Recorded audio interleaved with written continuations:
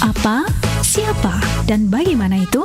Selalu saja ada kejutan di pojok tamu. Sebuah sajian dialog interaktif yang dikemas secara santai dan menarik. Mengupas tuntas sisi terdalam dari sosok yang dihadirkan. Simak program talkshow interaktif Pojok Tamu setiap hari Kamis jam 12 sampai dengan 1 siang. Hanya di 104.1 Radio Suara Jombang FM.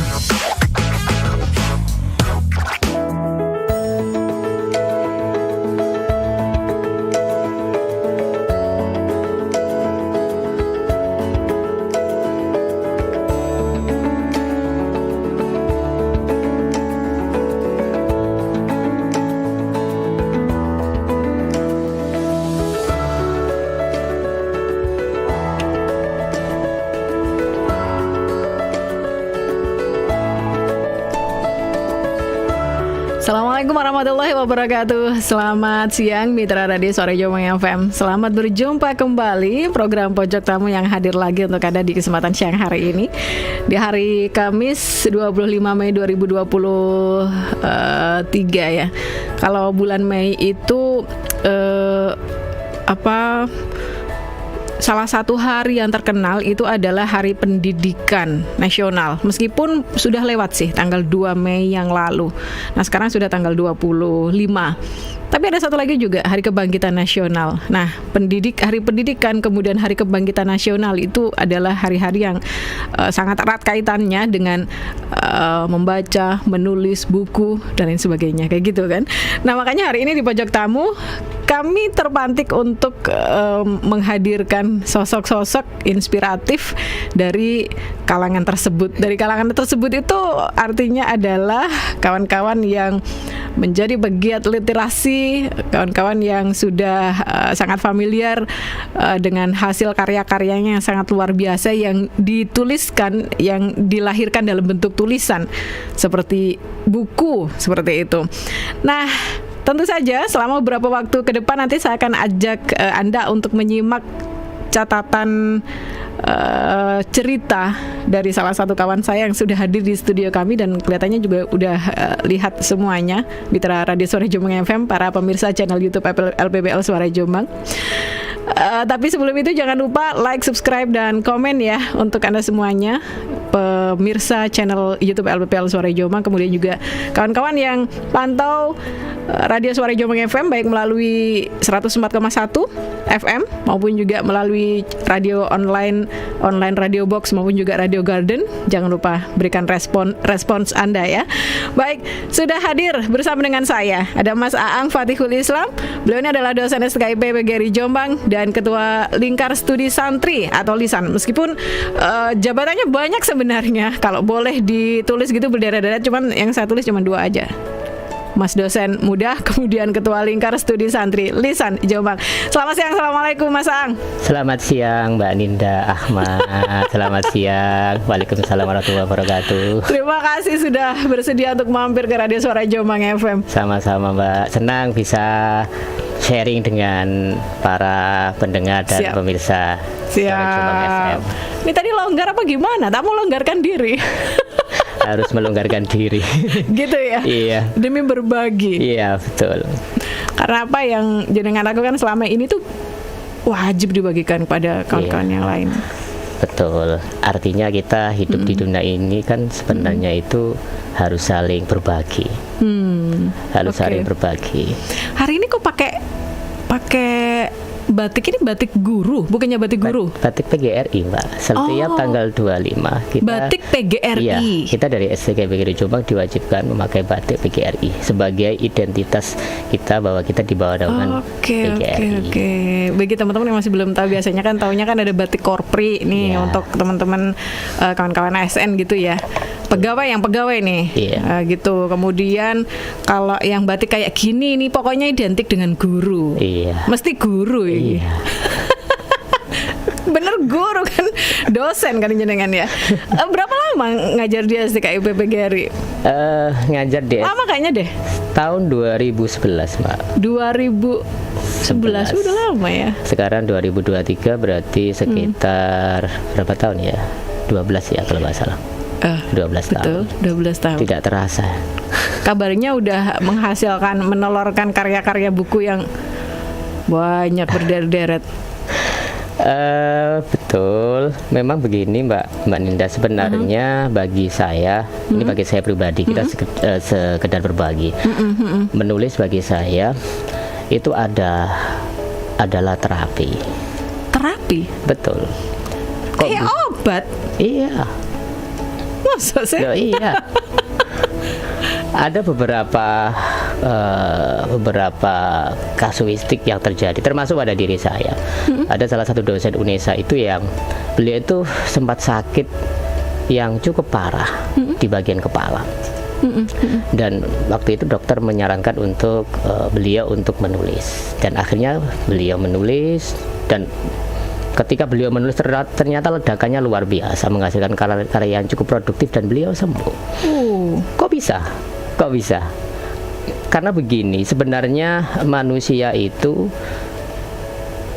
kan punya banyak endapan ide, banyak endapan unek-unek yang kadang sulit untuk diungkapkan. Terutama bapak-bapak ini, Mbak. Hah? Terutama bapak-bapak. Karena kok bisa? Iya, ini eksperimen ini.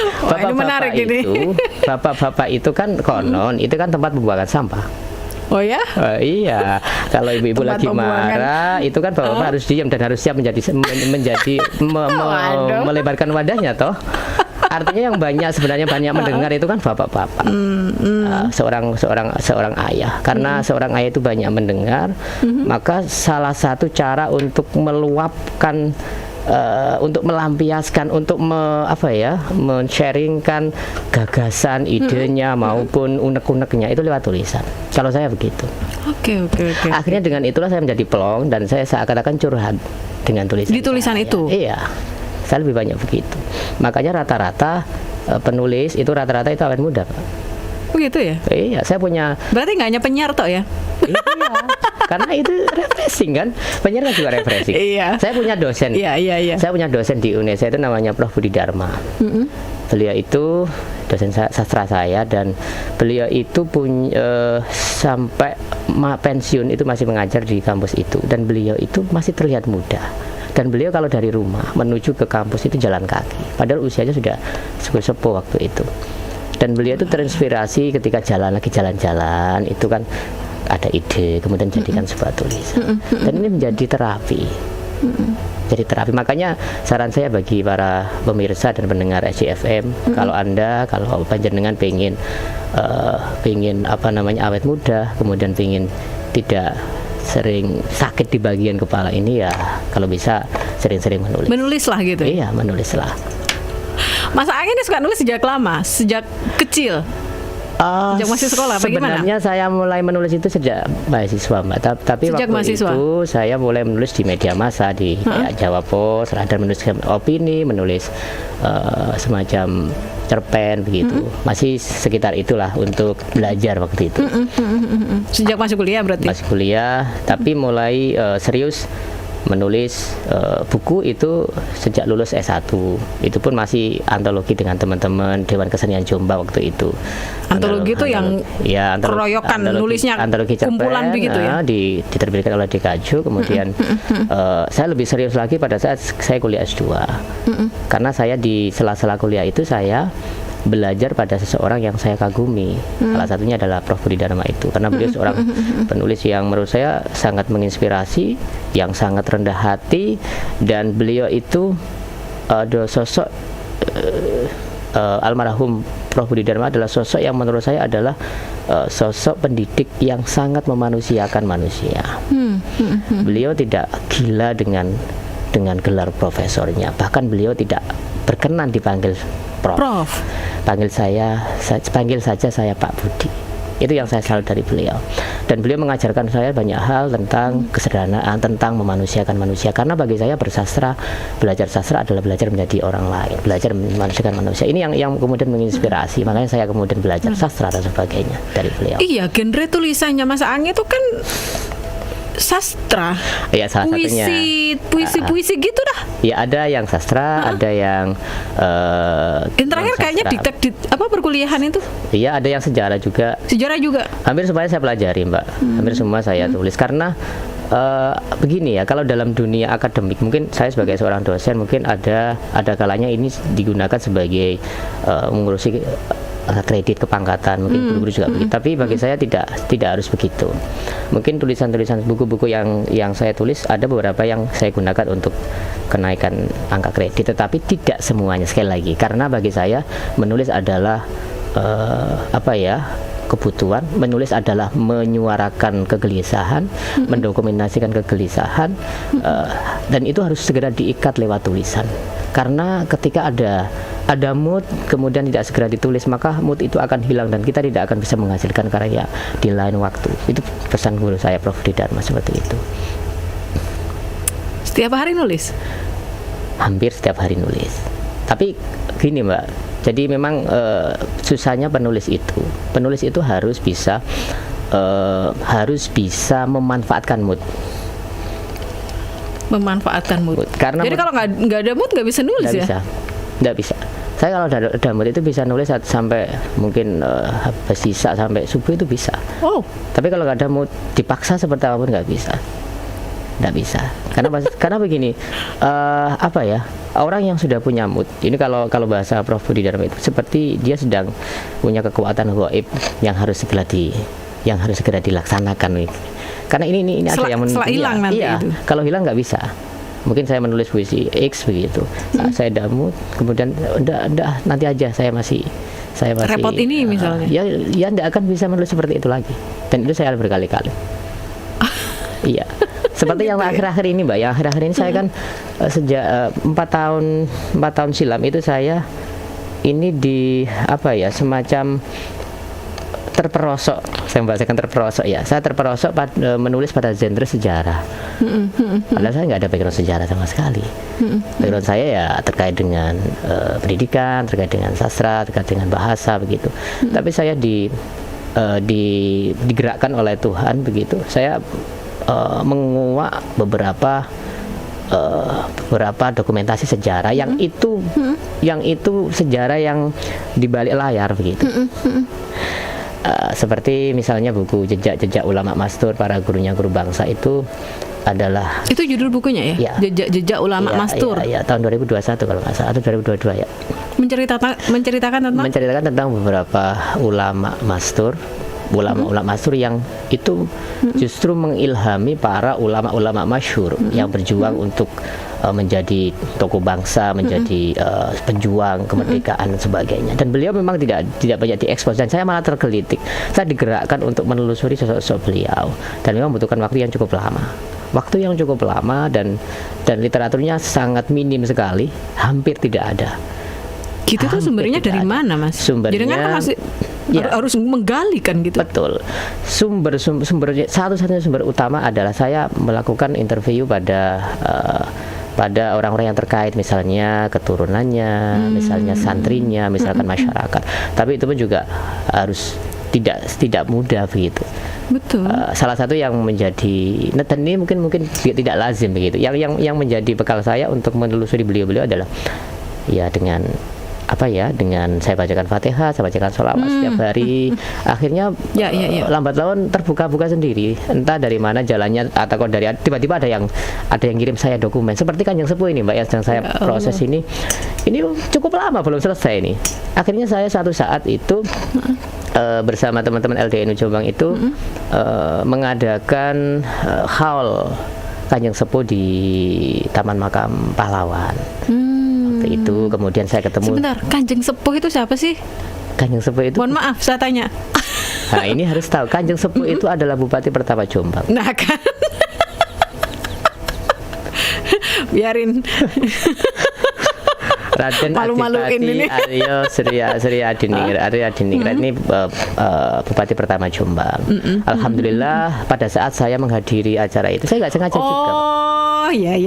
Saya menghadiri acara Bentar, itu. itu julukannya Kanjeng Sepuh Ya, begitu. lakom, kalau istilah pesantren itu lakom Mbak ya. Nanti Kanjeng Apa namanya? julukan ya. Lakon, julukannya, lakop, kalau julukannya. istilah- ya. Lakop atau julukan. Ya. Namanya Kanjeng Sepuh. Ya, jadi Kanjeng Sepuh 1, 2, Oke. 3. Kalau nggak salah di Jombang yang Kanjeng Sepuh Jombang ini Kanjeng Sepuh 5. Oh, begitu. Karena- Mohon maaf. Ya, doakan mudah-mudahan Ya. segera selesai karena Saya tahu itu yang Bupati perjuangan. pertama Kabupaten Jombang Raden Aryo Suryo Adiningrat, Ya. Suro Adiningrat Ya, gitu kan. atau julukannya Kanjeng. Julukannya Kanjeng Sepuh. Tapi yang jenengan teliti ini adalah Kanjeng Sepuh ke Ya, yang di Jombang ini Bupati pertama Jombang ini. yang Bupati pertama Raden Suro Adiningrat Ya, itu. betul. Oh, begitu. Saya Tapi ada 5 tadi apa? Itu yang kelima yang di Jombang ini. Karena beliau sebelum menjadi Bupati pertama Jombang, itu beliau menjadi Adipati Sedayu. Mbak. Oh, begitu. Karena dulu Jombang kan bagian wilayah Karesidenan Mojokerto. Iya. Pada saat Baik. memisahkan diri itu. Oke. Oke, itu nanti PR itu. next ceritanya yang lain. Nah, jadi Iya. perlu tirakat kayaknya juga. Iya. Lah di Fatihai juga itu? Iya, di Nggak karu-karuan? Fatihai, di Salawati hampir setiap hari, bahkan saya ke seharian beliau, kemudian Sampai segitu ya? Ya, akhirnya dari barokahnya itu saya mempercaya itu ada Fatihah dan Salawat itu sangat luar biasa. Karena pesan guru-guru saya, kalau kamu mau menguak sesuatu yang sulit, bacakan salawat sebanyak-banyaknya. Itu yang menjadi pegangan saya. Iya, Akhirnya saya ketemu dengan salah satu zuriyah keturunan Kanjeng Sepuh Sedayu pas hadir di haul itu saya ketemu, kemudian beliau akhirnya menjanjikan saya nanti saya akan beri panjenengan dokumen induk Kanjeng Sepuh. Akhirnya kemudian beliau ke Jombang, kejadian dengan saya di Tambak Beras, kemudian saya diberikan dokumen itu. Ya, ini saya jadikan sebagai dokumen induk yang nanti akan juga meng-cross check apa yang telah ditulis di internet. Itu kan banyak yang tidak valid, Mbak. Oh, gitu. Itu harus saya cross check, harus saya validasi. Ternyata banyak yang tidak valid juga. Ya. Jadi memang butuh, ini sebenarnya sudah ada beberapa bagian juga, termasuk saya diketemukan dengan keturunannya salah satu gurunya Kanjeng Sepuh Jombang, Mbak Jimbra. Kalau Mbak Nina tahu, Mbak Dinda dan Mbak Jimbra itu di mana itu, di Nggodo yang ada di itu loh, Manik-Manik itu mana? Gambang. Plumbon Gambang. Mbak Jimbra itu Kanjeng Sepuh juga pernah berguru di sana. Gitu. Ya, dan saya ketemu dengan masih ada beberapa artefak yang masih ada di sana. Akhirnya kemudian pecah telur satu buku yang bergenre sejarah. Sejarah yang sudah terbit ini adalah jejak-jejak ulama masyhur, kemudian ada buku Mbak Ihsan. Ada lagi? Mbak Ihsan Oh, lebih dari satu ternyata. Iya, yang sudah terbit, kemudian yang ada Kiai Langit. Loh, banyak ternyata. Kiai Langit ini sudah nunggu ISBN turun. Ini akan berjilid-jilid nanti, tapi Mau tunggu tanggal mainnya. Masih belum terbit. Sudah tinggal nunggu ISBN turun. Ya. Oke, berarti belum rilis ya? Belum. Kapan mau rilis ini? Kiai Langit ini. Nunggu saat yang tepat. Wah, masih nyari jari nih. Waduh, keren banget ini. Karena apa ya? Saya merasa dengan menulis itu belajar banyak hal begitu, Mbak. Saya kan seorang pendidik begitu. Saya seorang pendidik. Tetapi seorang pendidik itu bagi saya akan menjadi kering manakala kita tidak membuka cakrawala kita untuk belajar dengan hal-hal yang lain, termasuk sejarah. Kita akan historis ketika kita nggak paham sejarah. Masa orang Jombang nggak paham dengan sejarah Jombang? Gitu. Masa kita sebagai orang Jombang yang dilahirkan di basis pesantren tidak paham dengan ulama-ulama yang menjadi pioner, kemudian siapa sih gurunya, misalkan siapa sih gurunya Hadros Kiai Hasyim Asy'ari yang mastur misalnya, siapa sih gurunya Bung Karno, Soekarno yang orang Jombang yang mastur misalnya begitu, siapa sih gurunya apa itu namanya, itu ada di jejak-jejak ulama mastur itu. Ada. Wah, keren ya. Ada. Tentu ya memang begini, Mbak. Saya sebenarnya ada beberapa ada beberapa simpul yang saling terkait begitu. Awalnya sebenarnya saya nggak sengaja. Saya waktu itu membantu teman-teman LTN, Lembaga Taklimat Nasyr itu untuk menulis profil Kiai Jombang waktu itu. Profil Kiai Jombang yang belum ditulis. Tapi ternyata di tengah perjalanan saya sudah belusuan, saya udah sowan ke beberapa dzurriyyah kiai-kiai yang dimaksud begitu, misalkan Kiai Umar Zahid, kemudian Kiai Imam Zahid dan sebagainya begitu. Tetapi pada tengah perjalanannya itu belum jadi terbit. Akhirnya dari situlah kemudian ini menjadi pemantik saya untuk saya bergerak sendiri. Saya bergerak, saya terbitkan khusus ulama-ulama masyhur yang memang belum banyak dibicarakan. Karena bagi saya beliau itu seperti sosok yang benar-benar di balik layar gitu.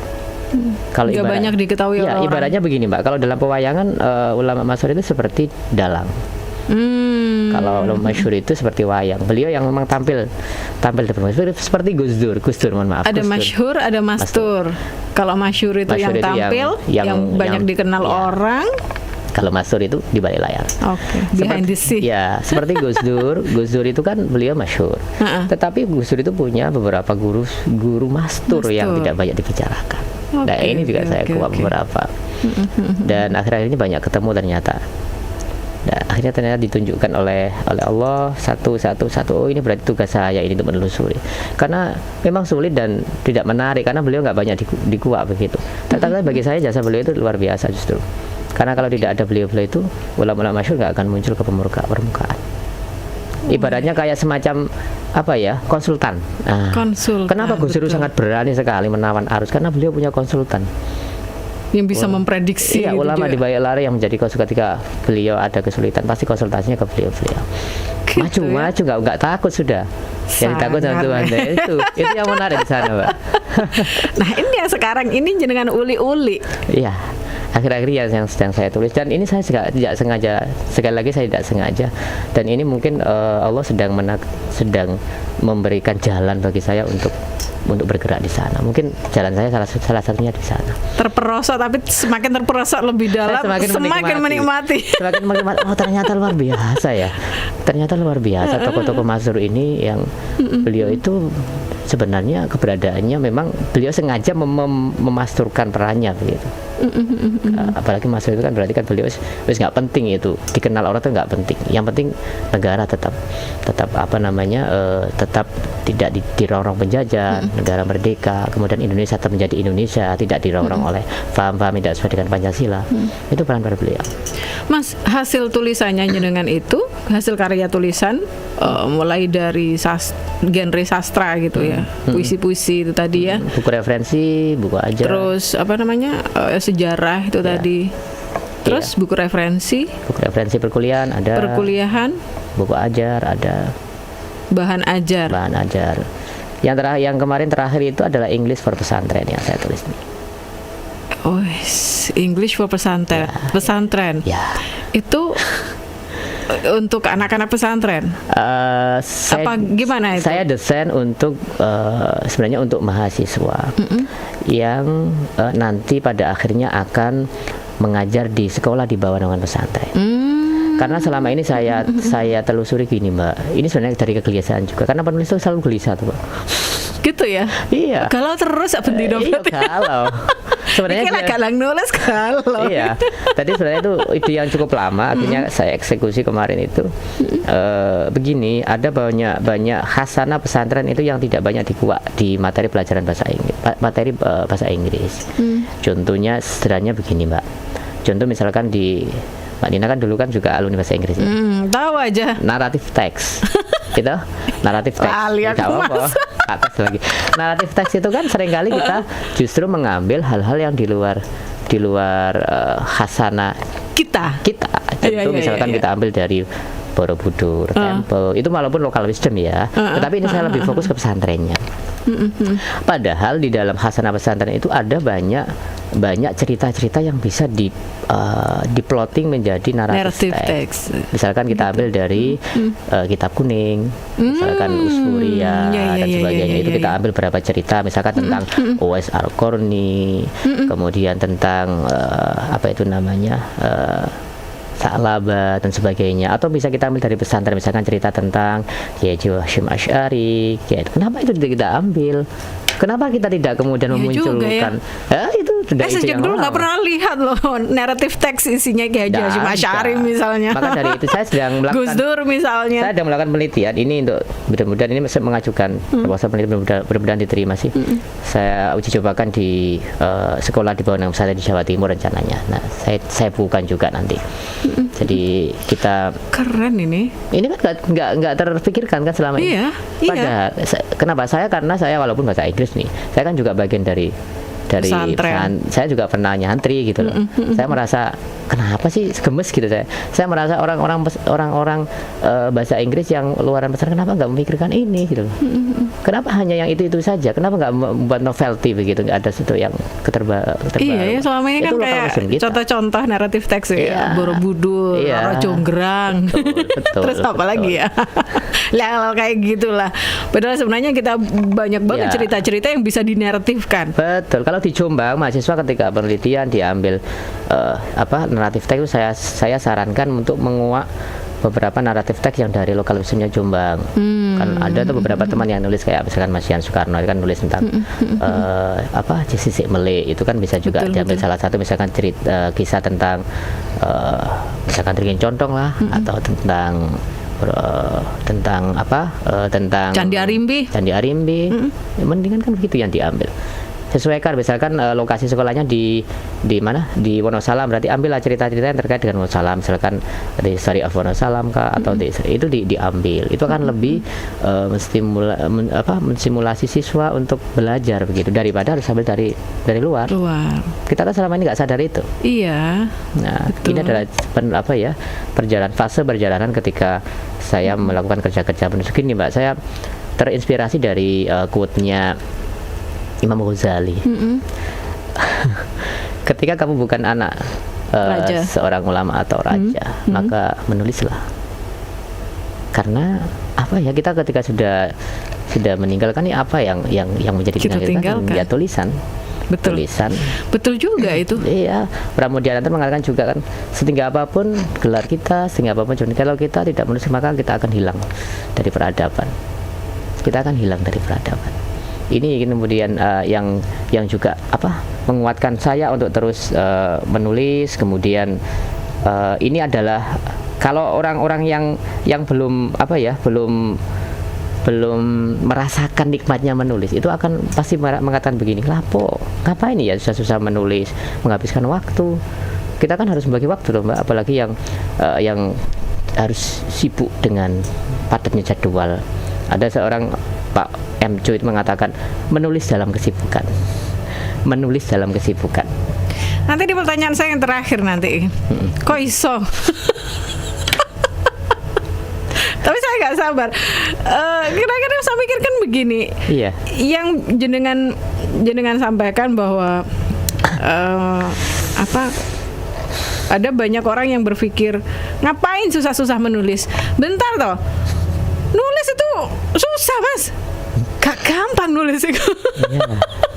Iya. Bener gak? Bagi banyak orang, bagi orang awam memang menulis adalah sesuatu yang susah. Gimana nulis? Banyak orang yang masih bertanya-tanya, ya apa sih nulis itu? Kadang bingung mau meluapkan ke dalam tulisan itu bingung. Kita melihat di media sosial misalnya, banyak orang kan setiap orang punya kesempatan untuk menulis, dan kita melihat bagaimana ragam tulisannya masing-masing orang itu kan berbeda-beda. Iya. Kita sebenarnya setiap hari kan menyaksikan tulisan toh Mbak di media sosial, misalkan di Facebook atau di story WhatsApp itu kan sedang dilema misalkan, kemudian menulis sesuatu di di berandanya, di itu kan sebenarnya statusnya. dia sedang menulis toh, dia sedang gitu ya? meluapkan sesuatu toh, karena nggak ada yang diajak curhat, maka dia menuliskan menulis. sesuatu. Sebenarnya adalah proses menulis itu, cuman yang sangat sederhana. Atau orang-orang yang sedang menulis sesuatu di media sosial yang lain, misalkan Facebook begitu, menulis sekedar catatan ringan, misalkan perjalanan ini kan sebenarnya itu juga proses menulis. Tetapi kan ini adalah sebuah bentuk tulisan yang sederhana begitu. Sebenarnya manusia itu tidak ada yang tidak menulis sebenarnya. Semuanya menulis. Wong. Tadi saya SMS panjenengan kan juga nulis. Gak mungkin saya pakai batin itu nggak mungkin. Iya. Ilmu batin kan nggak mungkin. Saya menulis. Sebenarnya semua orang menulis, cuman memang masih orang banyak menganggap menulis itu adalah menulis yang serius dalam yang dibukukan. Ya, dibukukan itu adalah sesuatu yang memang cukup butuh effort. Ya, butuh effort, menghabiskan energi, menghabiskan waktu dan sebagainya. Tetapi begini, itu bagi orang yang belum tahu ilmunya gitu tah. Ya, belum tahu ilmunya dan belum tahu nikmatnya menjadi gitu. seorang penulis. Gitu ya. Karena begini Mbak, menulis itu kan sebenarnya memberi. Oke. Memberi. Menulis itu memberi dan memberi. Berbagi. Iya, dan berbagi atau memberi adalah bagian dari ibadah. Seorang edukator, seorang pendidik itu harusnya kan juga menjadi memberi sesuatu. Ya, kita mengajar kan, kita mendidik, karena mendidik dengan mengajar berbeda Mbak ya.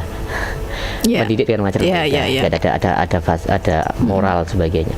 Jadi mendidik itu sebenarnya kalau saya sih, tapi ini kan semua orang punya persepsi masing-masing. Kalau saya sih harus seyogyanya berusaha untuk memberi sesuatu yang abadi. Ya, karena menulis adalah bekerja untuk keabadian, kan kata Pram itu. Jadi artinya meskipun kita nanti sudah tiada, paling tidak karya-karya kita itu masih dibaca, masih bisa dinikmati oleh generasi penerus kita. Jadi apa ya? Itulah kemudian yang selama ini terus menggerakkan, dan ini sebenarnya nggak bisa dibendung gitu. Saya akhir-akhir ini nggak bisa membendung. Bahkan saya ini banyak draft yang masih belum saya selesaikan begitu. Dan ini nggak bisa saya bendung. Udah saya tulis saja, saya tulis walaupun belum selesai. Saya kan 6 bulan yang lalu kan pindah ke Sambong, Pak. Ketika saya pindah di Sambong, tiba-tiba saya digerakkan, saya harus segera sowan ke keluarga Mimbar. Saya sowan ke beliau, akhirnya alhamdulillah ketemu, terus saya minta izin untuk menggali sosok Kiai Mimbar. Dan ini sedang juga saya proses, dan saya selalu tawasul, selalu saya bacakan sholawat dan sebagainya. Dan keluarganya Kiai Mimbar termasuk Kiai Hasan Rifai, Kiai Zainuddin. Akhirnya beberapa keturunan Mbah Mimbar itu ada yang japri saya dikirimi dokumen. Ini saya kirimi dokumen, ini saya kirimi dokumen. Dan saya tanpa saya minta. Ini yang saya katakan bahwa ini keajaiban tirakatnya ini. Saya kan tirakat itu karena mau tirakat puasa juga sudah agak waktu lagi. Ya Allah, dahsyatnya ini luar biasa, ini hari tirakat juga nih. Bersambung ya kan. Kita disambungkan kepada beliau-beliau. Kita minta izin beliau. Ya. Seperti Mbak Asy'ari ini juga. Mbak Asy'ari keras. Itu kan juga mastur, sangat mastur. Ada di buku Jejak Ulama Mastur, tapi itu saya tulis hanya apa yang saya dapatkan. Saya udah sowan ke keturunan beliau di sana, dan saya sampai bisa masuk ke bagian yang sangat terdalam, ada sumur keramat Mbak Asy'ari Al-Fatriyah itu gitu. Kan ditutup, saya bisa masuk ke sana. Tapi saya juga masih izin minta restu ke keluarga. Saya akan melanjutkan menulis buku Mbak Asy'ari dalam buku khusus. Dan tentunya saya terus tawasul. Kalau nanti data itu akan pertama saya teruskan. Dan saya nggak bisa mentarget harus selesai dalam 1 tahun, nggak bisa mentarget. Ini yang buku sejarah loh Mbak ya. Saya nggak bisa mentarget. Ada yang cukup lama seperti yang itu cukup lama karena masih ada data yang masuk. Ini saya tunggu sampai lengkap, kemudian saya konstruk menjadi buku. Kalau sudah dirasa lengkap baru. Ya, meskipun bagi saya tidak ada sesuatu yang sempurna. Pasti toh nanti sejarah itu juga akan yang ada memberikan masukan, memberikan kritikan. Toh nanti bisa kita revisi pada akhirnya. Karena kalau kita nunggu perfect, ya tidak ada yang perfect di dunia ini, tidak ada kesempurnaan di dunia ini kecuali Tuhan, kan begitu. Betul. Ya, yang penting kita berusaha semaksimal mungkin. Nanti toh ketika ada masukan tambahan, ya kita tambahkanlah di edisi berikutnya, kita di edisi revisi. Itu begitu.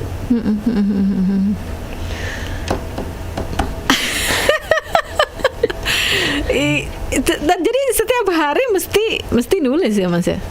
Ya, yang ditulis sesuai dengan apa yang ada dalam pikiran gitu. Karena kan genrenya kan macam-macam yang jenengan tulis. Karena kalau dosen itu kan tugasnya banyak, Mbak. Nah itu loh, tugasnya banyak, tugas di rumah juga banyak, tugas organisasi juga banyak. Kalau di rumah ngomong. Nah kan. Kalau organisasi kemarin, kalau di kampus kan tugas kalau dosen kan harus tridharma ya, ada pendidikan, pengajaran, penelitian. Itu 1 semester harus ada pengabdian. Seperti saya kemarin misi di MAN 1 itu kan salah satu bentuk pengabdian. Dan 1 semester harus wajib dilakukan. Dan itu ya kalau kita katakan sibuk, ya semuanya orang sibuk. Tapi kalau kita apa ya istilahnya, kita kemudian apa ya bahasa Indonesia, nggak no sibuk ya kita terus akan sibuk. Kita nggak akan pernah menghasilkan sesuatu. Nggak akan pernah menghasilkan apapun. Dapat apa-apa gitu. Betul. Karena apa ya? Ada quote yang menarik juga Mbak ini dari salah satu tokoh idola saya Gus Dur ini ya, sebagai seorang santri, bahwa tirakat santri paling utama adalah membaca, tapi ibadah santri yang paling membekas ialah menulis. Tirakat santri yang paling utama adalah membaca, tapi ibadah santri yang paling membekas adalah menulis. Menulis itu ibadah. Karena memang apa ya, saya lihat kalangan santri, makanya saya sampai membentuk lingkar studi santri itu kan. Sebenarnya kan sebagai sebagai salah satu ruang begitu untuk bagi para santri, siapapun yang merasa santri kan tidak harus alumni pesantren begitu. Siapapun yang merasa dirinya sebagai santri untuk bersama-sama bareng, kerja bareng untuk mendokumentasikan pemikiran-pemikiran atau hasanah-hasanah pesantren yang belum banyak dikuak begitu. Karena bagi saya pesantren itu adalah ruhnya Indonesia begitu kan. Kalau nggak kita kuak, kalau nggak kita yang menguak, siapa lagi gitu kan. Kalau hanya kita berbicara ya akan hilang. Setelah kita berbicara selesai, hilang, kemudian tidak membekas. Tapi kalau kita menulis, ini akan dibaca orang dan dijadikan literatur dan dijadikan mungkin akan disempurnakan di kemudian hari. Karena sekali lagi bagi saya menulis itu adalah mendokumentasikan, menyelamatkan dokumentasi sejarah. Makanya sesuai dengan judulnya itu kan meninggalkan jejak sejarah. Meninggalkan jejak sejarah kehidupan dengan tulisan. Meninggalkan jejak sejarah kehidupan dengan tulisan. Mana orang tahu generasi penerus kita bahwa dulu itu ada Gus Dur, dulu itu ada Kiai Hasyim Asy'ari, dulu itu kalau tidak ada tulisan tidak akan tahu tuh Mbak. Karena begini, salah satu yang menandai yang membedakan antara zaman prasejarah dengan zaman sejarah itu apa sih kira-kira? Tulisan kan? Iya toh? Ini pelajaran sejarah dengan prasejarah. Tulisan ya. Artinya begini, kalau kita masih ogah-ogahan untuk menulis, sebenarnya kita sedang memprasejarahkan diri kita sendiri kan? Ngeri. Ini saya. Kalau kita kemudian bergerak untuk segera menulis, berarti kita memang kita memang konsisten bahwa kita sudah masuk pada zaman sejarah. Ngapain kita harus mundur ke belakang kalau kita bisa mundur ke depan? Iya. Makanya saya di LDNU sendiri saya juga tidak banyak tampil sebagai seorang dai. Saya lebih banyak tampil di tulisan karena jarang yang mengambil peran itu gitu, Mbak. Saya tulis di anu online dan sebagainya itu masih jarang. Biarlah itu beliau-beliau yang memang yang memasuki slot itu. Saya akan masuki slot yang lain yang belum banyak diambil orang. Lewat tulisan. Ya, tulisan. Itu. Oke. Berapa berapa lama menulis sampai kemudian menjadi buku? Itu nggak bisa ditarget? Ada macam-macam, Mbak. Kalau saya nulis buku, misalkan buku Intro to Literature itu yang buku referensi yang sampai menjadi bestseller itu, yang itu saya prosesnya kurang lebih 2 tahun. 2 tahun. Karena memang butuh referensi kan, butuh banyak literatur. Saya harus membeber banyak literatur. Karena penerbit itu kan punya review review konten, review bahasa dan sebagainya. Saya harus mereview, dan pada saat menulis itu saya masih baru menjadi seorang ayah, anak saya masih kecil. Luar biasa perjuangannya saya ketika nulis, ketika saya rewel. Udah saya hilang. Ini yang membuat lama karena masih adaptasi ya. Awalnya masih belum punya keluarga, masih bebas, saya harus membagi dengan istri, dengan anak dan sebagainya. Ini cukup menguras energi. Kemudian ada yang dalam waktu 1 tahun, ada yang dalam waktu 3 hari, ada juga 3 hari? Ya, ada yang dalam waktu 1 bulan, macam-macam sih Mbak. Tinggal apa yang kita tulis. Pernah nulis selama 3 hari, nulis apa tuh? Pernah, yang buku apa tuh? Zikir Corona itu pada saat pandemi itu. Itu kan memang puisi tuh ya? Yang puisi itu. Memang itu waktu itu kan kita lebih banyak di rumah. Waktu itu saya posisi sakit kalau nggak salah itu. Saya sakit. Akhirnya prul gitu. Cara saya untuk menghilangkan kepenatan itu, saya brolkan semua lewat tulisan. Itu 3 hari. 3 hari selesai. 3 hari selesai. Ada yang 1 bulan. Sampai kemudian bisa dibukukan itu gimana sih? Apanya? Dijadikan buku gitu.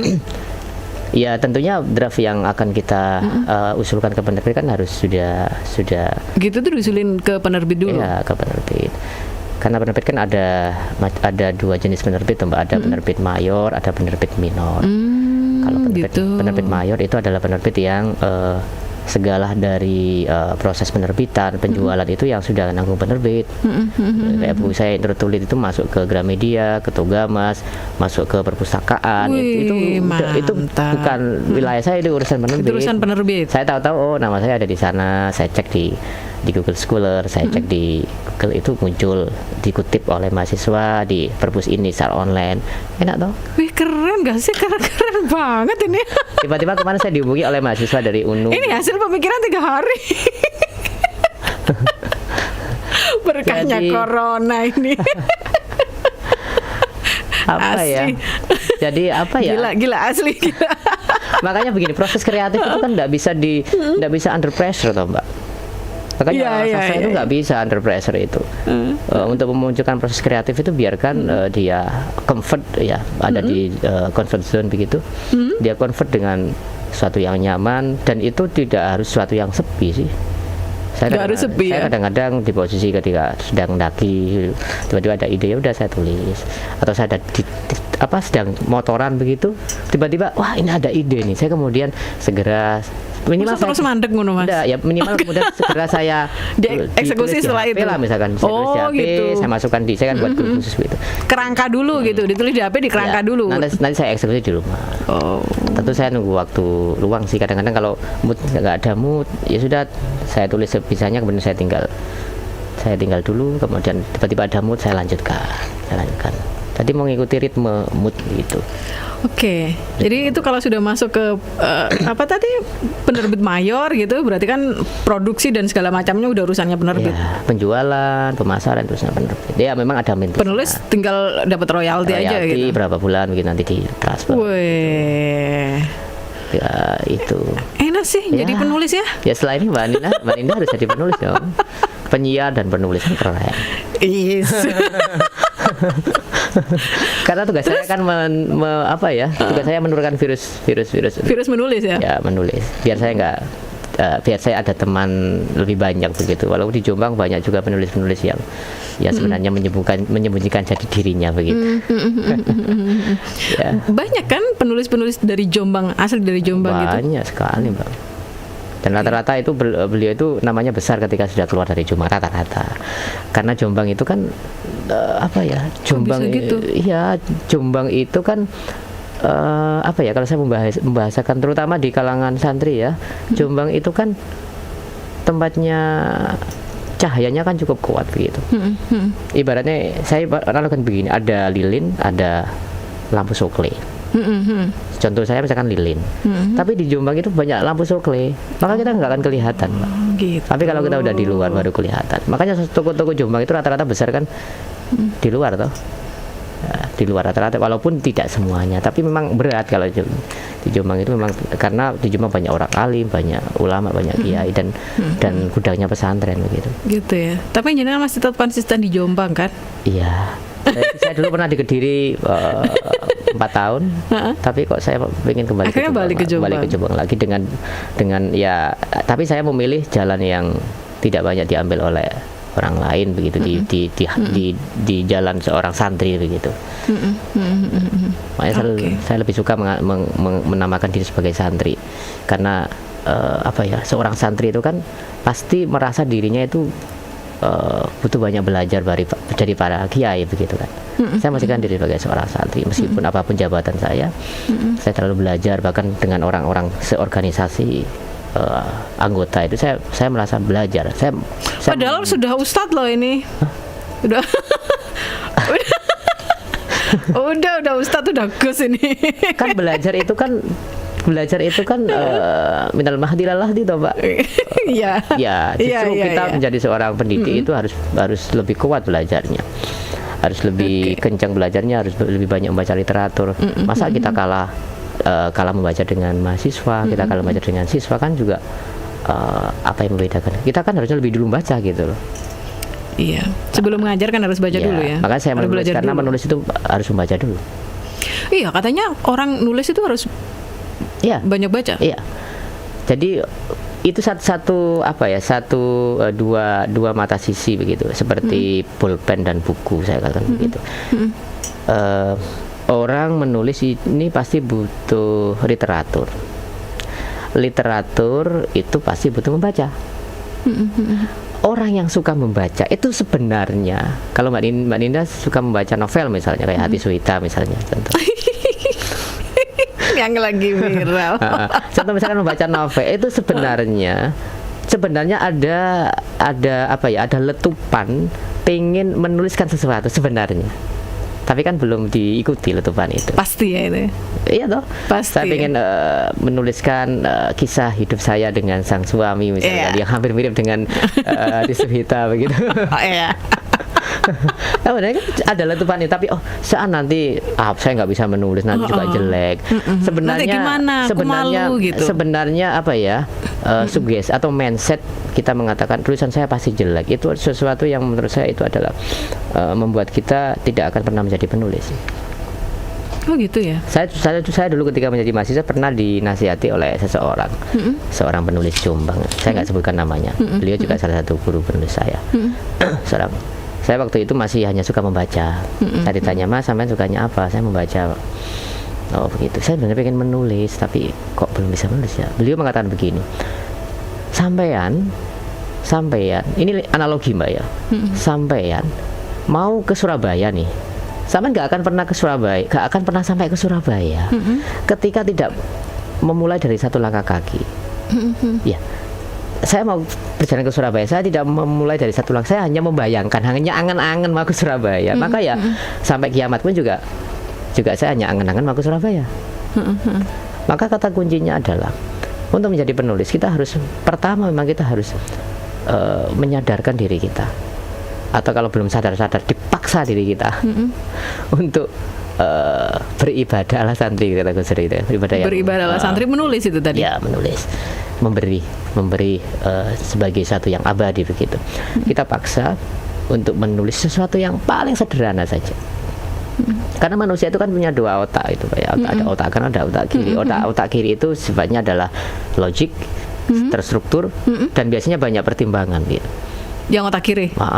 Saya mau nulis, aduh nanti bahasanya jangan-jangan bahasanya amburadul. Begini, jangan-jangan nanti dilihatin orang kayak gini, malu ini gitu. Otak kiri nih.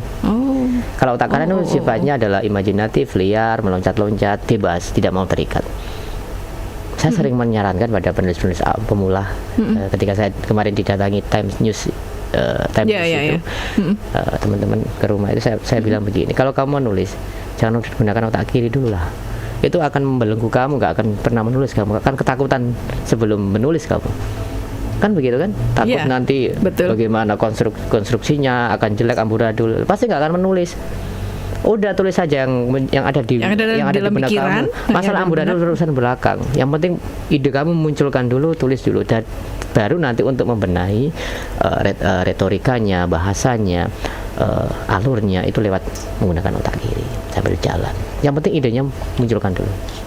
Jadi misalnya ada ide nih, ada unek-unek dalam otak begitu, dalam hati, dalam pikiran itu. Ya udah tulis aja yang pengen kamu tulis, meskipun bahasanya masih amburadul, masih gak karu-karuan gitu, pokoknya ditulis gitu. Tulis aja.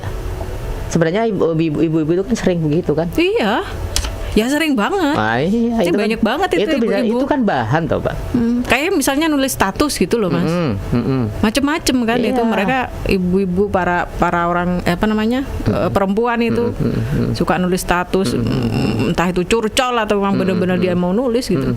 Itu sebenarnya bisa jadi tulisan itu, kalau bisa jadi buku kalau itu dikembangkan jadi tulisan. Yang penting idenya itu tidak lepas, idenya itu dimunculkan dulu, ditulis aja lah apa adanya, baru kemudian ini mau saya buat jadikan apa nih? Mau jadikan cerita motivasi kah? Mau jadikan cerpen kah? Mau jadikan novel kah? Mau saya jadikan apa? Kan tinggal nanti, ini kan bahan nih, Mbak. Bahan ini mau kita olah menjadi apa? Menjadi nasi goreng kah? Menjadi apa itu namanya, nasi bakar kah? Atau menjadi apa itu namanya, capcay misalnya kan. Misalkan ada bahan-bahannya ini berambang, bawang merah sama bawang putih misalnya. Itu kan bisa jadi banyak, bisa diolah menjadi bahan apapun gitu kan. Jadi misalkan jadi bahan sebagai untuk nasi goreng, bahan untuk untuk nasi bakar atau apapun lah, atau tahu lontong gitu. Itu kan tinggal kita nanti bagaimana mengelolanya. Kita gunakan otak kiri. Seringkali orang-orang terbelenggu di situ. Kalau terbelenggu dengan otak kirinya. Iya. Ya bukan berarti kita nggak boleh menggunakan, boleh, tapi ada saatnya. Biarkan ide itu muncul, biarkan unek-unek itu muncul dulu, baru kemudian kita benahi pelan-pelan.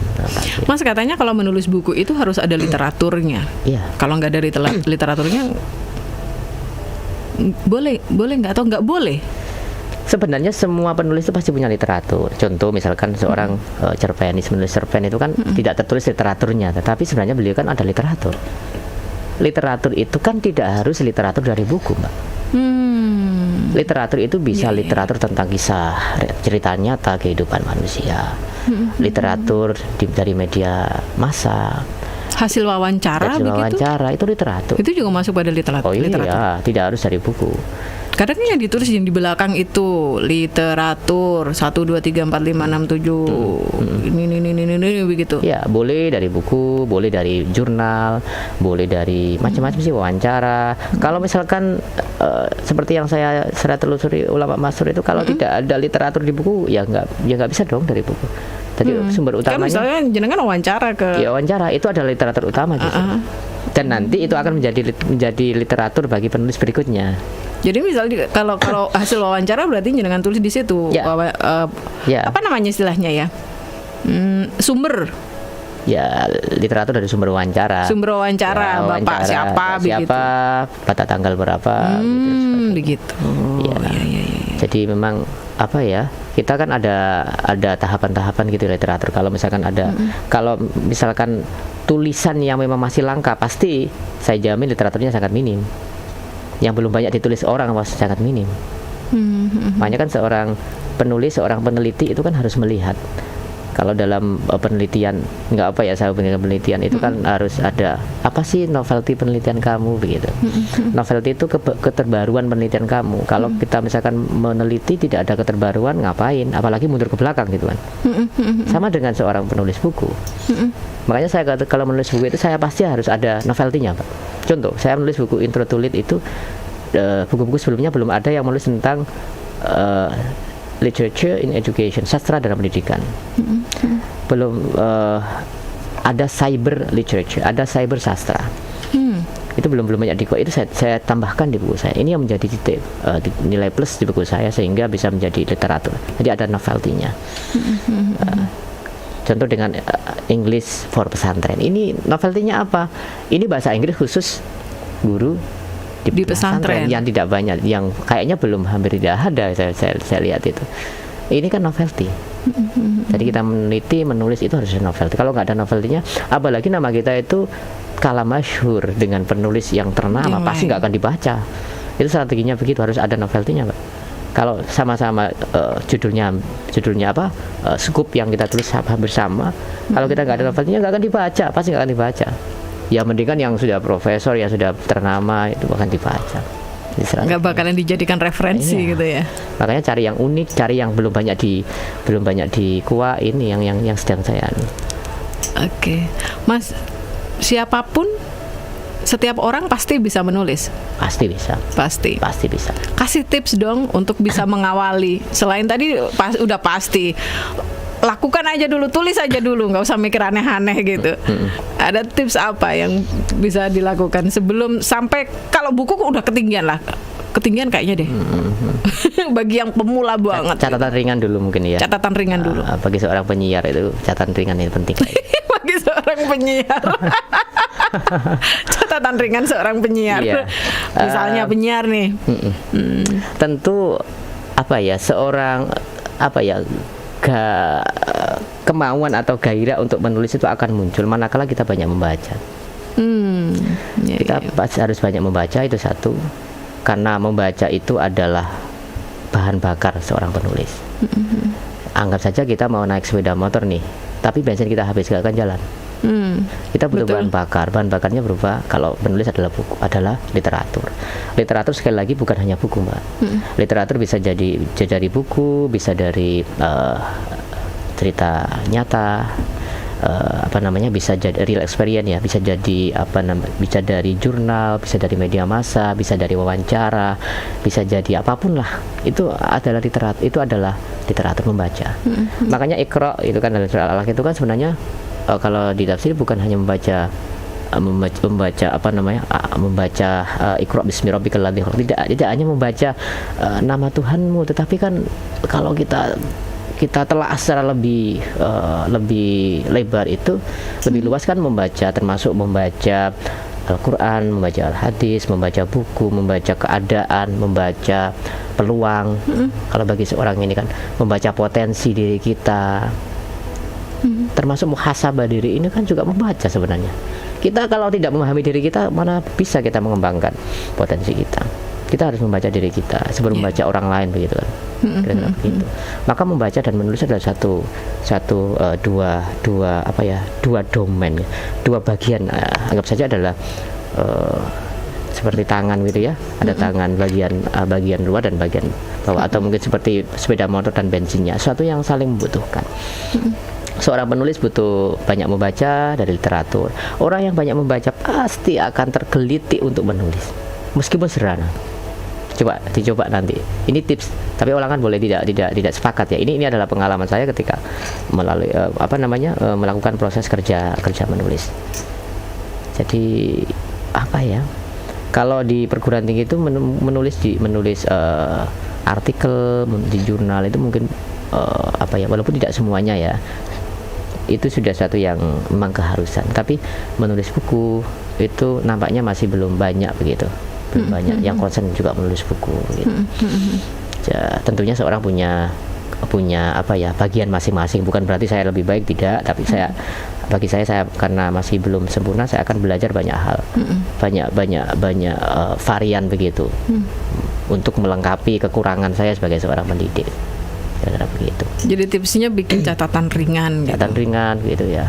Ibu-ibu itu pasti artikel gitu? Boleh lah, artikel. Kita kan bisa nanti juga latihan opini, misalkan kita punya pendapat nih, coba iseng-iseng dikirim ke media massa misalnya, ke Radar Jombang. Tentang apa? Tentang ya tema yang lagi sedang, misalkan tentang Hardiknas atau Harkitnas, atau tentang Hari Kartini. Kalau perempuan Hari Kartini, saya sampai menulis cerpen Gelap Terang. Itu sebenarnya gara-gara saya membaca buku, Mbak. Saya membaca buku Kartini Nyantri dan Kiai Soredarat As-Samaroni, Mahaguru Ulama Nusantara. Saya dari buku itu, ternyata santri Kartini seorang santri deh. Gitu ya? Iya, Kartini itu makanya kan habis gelap terbitlah terang, itu kan dari surat Al-Baqarah, minadz-dzulumati ilan nur. Yang jadikan catatan beliau dikirim ke Eropa itu, wah ini menarik. Akhirnya saya tulis menjadi cerpen namanya Gelap Terang. Itu dari hasil membaca, kemudian jenengan punya preferensi sendiri begitu. Iya, saya tulis menjadi, karena kalau saya menulis cerpen itu kan bisa satu kali duduk biasanya itu. Wih, karena keren. Yang sampai sekarang ini belum keturunan satu kali duduk itu satu cerpen. Saya belum keturunan itu menulis novel, karena novel itu butuh nafas yang panjang. Belum nafas yang panjang. Belum. Cita-cita kayaknya ini. Cita-cita satu saat lah. Semoga mudah-mudahan kalau si kecil nanti sudah agak beranjak. Iya. Yang penting kita tidak berhenti untuk menulis. Insya Allah nanti hal-hal yang menjadi ekspektasi kita di jangka panjang itu juga akan terpenuhi begitu ya, meskipun tidak dalam waktu yang sekarang begitu. Meskipun sekarang saingannya banyak loh selain tulisan. Iya. Konten-konten video. Iya. Iya, Mbak, iya. Artinya itu kerasa nggak?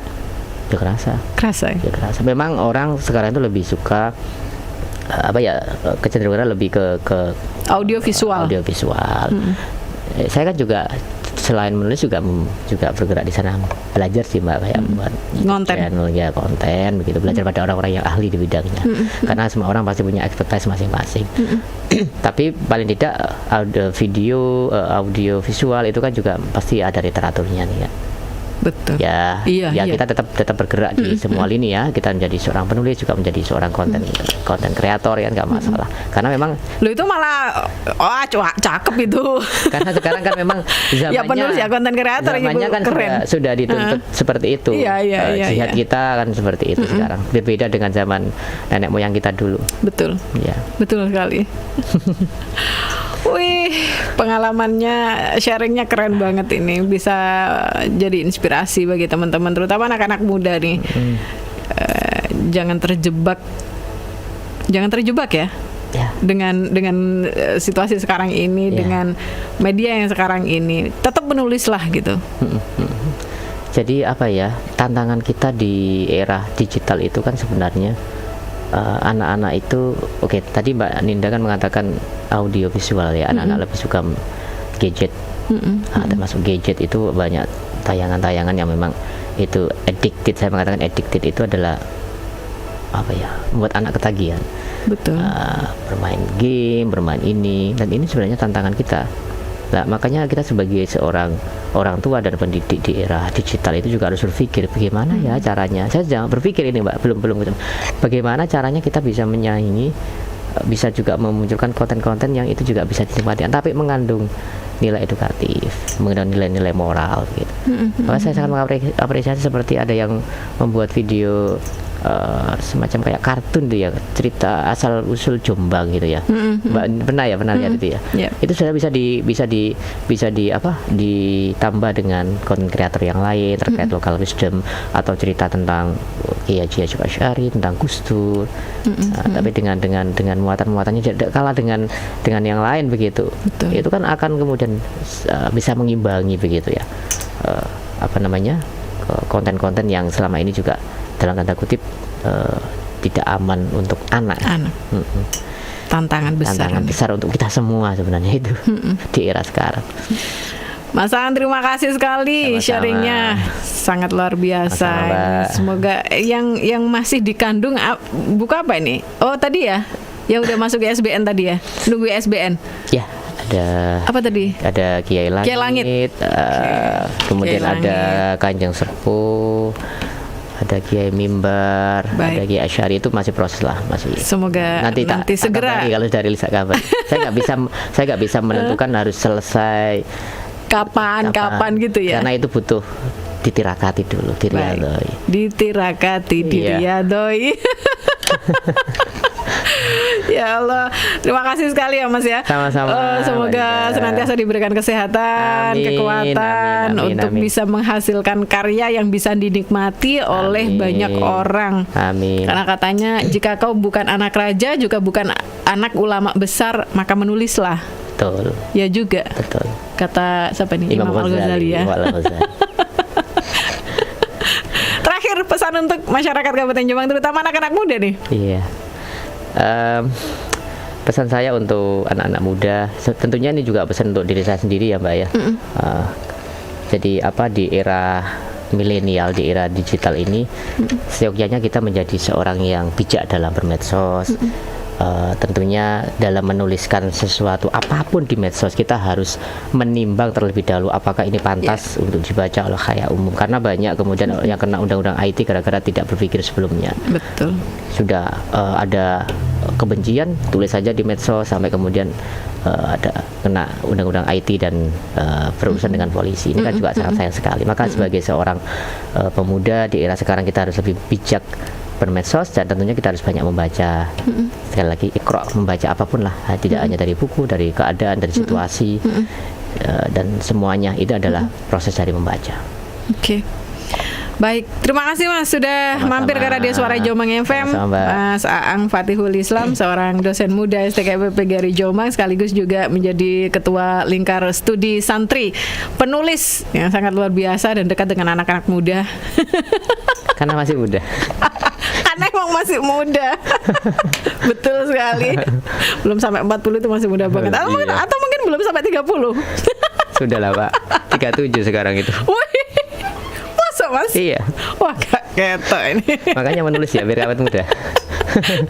Baik, terima kasih sekali. Sama-sama. Semoga nanti segera terbit ya. Amin. Segera Amin, rilis doanya dan semuanya. bisa memberikan kemanfaatan untuk semuanya. Amin. Selamat Amin. melanjutkan tugas kembali Mas. Balik ke kampus ini. Ya. Wes. Kayak rumah kedua kampus itu ya. Betul. Baik, matur nuwun. Selamat siang. Assalamualaikum. Waalaikumsalam warahmatullahi wabarakatuh. Ya, Mas Aang Fatihul Islam yang sudah hadir bersama dengan kami di sini di program Talk Show Interaktif Pojok Tamu. Semoga apa yang sudah kita sharingkan hari ini bermanfaat untuk Anda semuanya. Jangan lupa abadikan sejarah kehidupan Anda lewat tulisan. Selamat siang. Wassalamualaikum warahmatullahi wabarakatuh.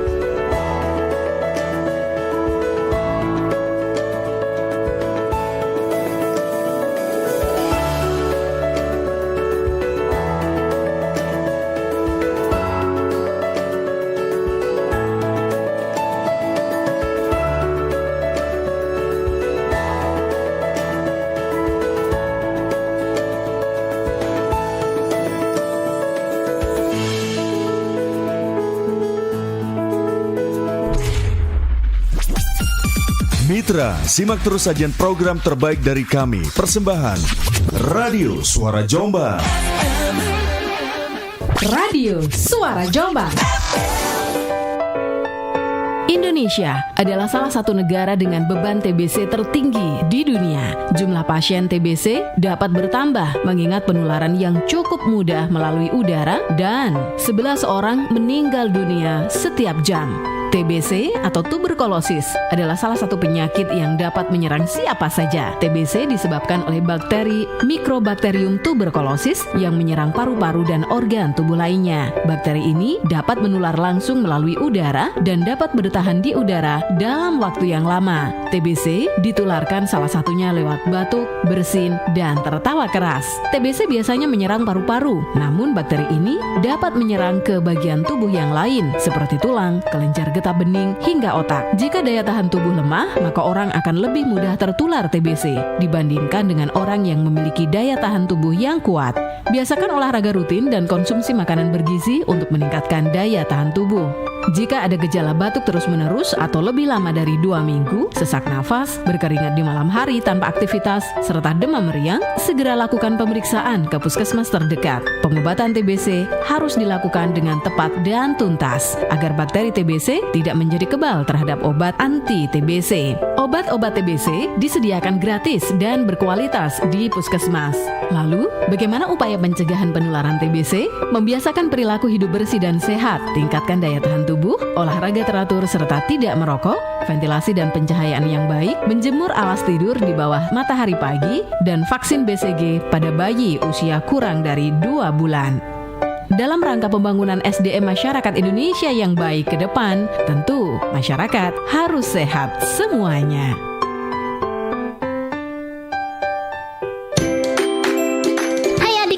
Hari Minggu saatnya dengerin radio ya. Ada lagu anak-anak yang asik loh, ada dongengnya juga, dan live perform dari teman-teman kita, kelompok bermain, PAUD, TK atau RA Sejombang.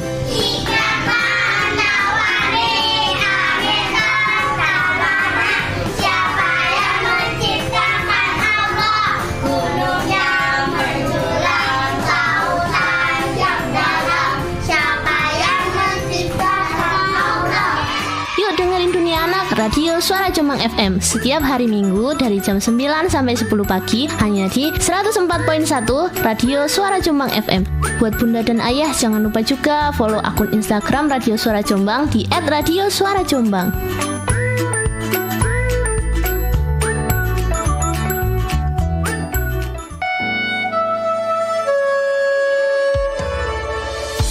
Malam hari, waktu yang paling pas untuk mendengarkan lagu-lagu kenangan. Ternyata aku makin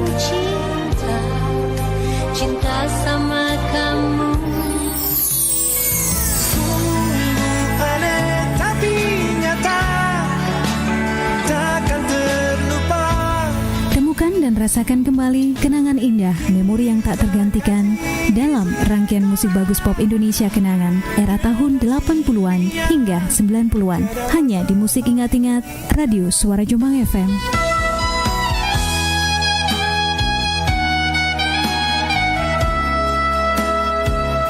Dengarkan setiap hari Senin hingga Sabtu pukul 21 hingga 22 waktu Indonesia Barat di 104.1 Radio Suara Jombang FM.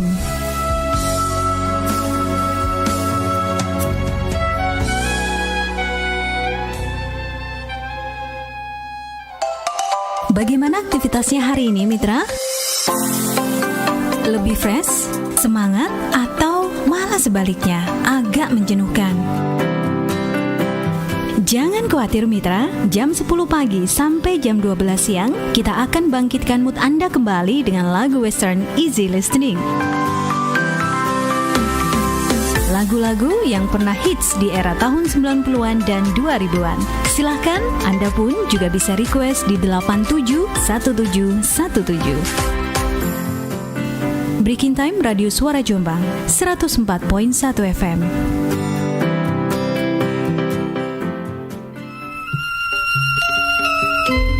Panjenengan remen sangat kalian lelakon Jawi, gending campur sari. Lah monggo, sami midhangetaken gayeng marem Radio Suara Jombang FM. Ten mriki nggih saged request lagu, ugi kirim salam. Sampun supel nggih. Gayeng marem saged panjenengan midhangetaken Senin ngantos Sabtu jam 1 siang ngantos 3 sonten. Khusus dinten Minggu jam 12 siang ngantos 3 sonten. Sepindah malih wonten 100,1 Radio Suara Jombang FM. Gayeng marem Radio Suara Jombang FM pancen gawe ati ayem tur tentrem.